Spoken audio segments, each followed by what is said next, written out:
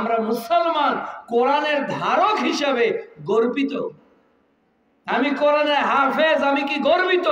আমি আলেমের মা, আমি কি গর্বিত? আমি আলেমের বাবা, আমি কি গর্বিত? তো নিজের মধ্যে আমরা কি ভুগি? হেজিটেশনে ভুগি। কিসে? ওহির জ্ঞান।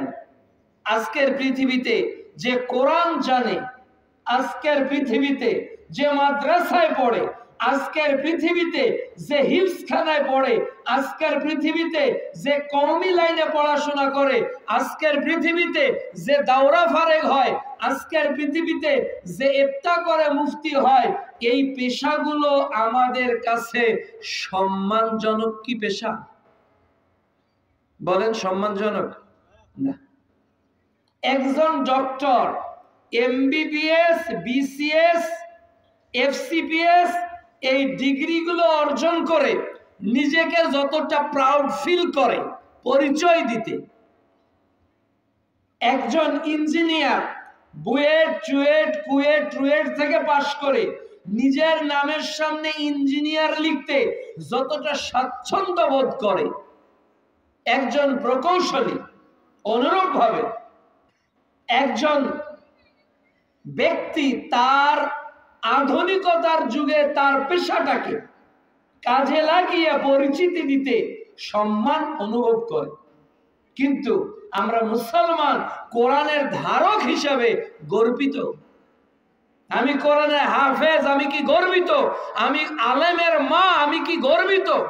আমি আলেমের বাবা, আমি কি গর্বিত? তো নিজের মধ্যে আমরা কি ভুগি? হেজিটেশনে ভুগি। নিজের মধ্যে আমরা কনফিউশনে ভুগি যে আসলেই এই বিদ্যাটা কি মানবতার সমাধান দিতে পারবে? এই জ্ঞান অর্জন করলে কি পৃথিবীতে নেতৃত্ব দেওয়া যাবে? এই জ্ঞান অর্জন করলে কি মানুষ আসলেই আদর্শকে অনুসরণ করবে? আমরা একটা কনফিউশনে ভুগি।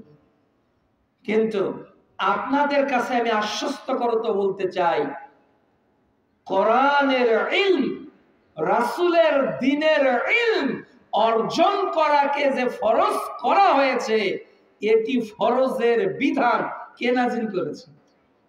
বলেন, কে নাজিল করেছে? আল্লাহ সুবহানাহু ওয়া তাআলা যেটাকে কম্পালসরি করেছে, বাধ্যতামূলক করেছে, ওটা কি মানবতার কল্যাণ বয়ে আনবে নাকি অকল্যাণ? কি মনে হয়? যেটাকে ফরজ করেছে, যে জ্ঞান অর্জন করা ফরজ, ওই জ্ঞান মানবতার কল্যাণে লাগবে নাকি অকল্যাণে? নিঃসন্দেহে কল্যাণ। এটা তো আমার গর্বের জায়গা।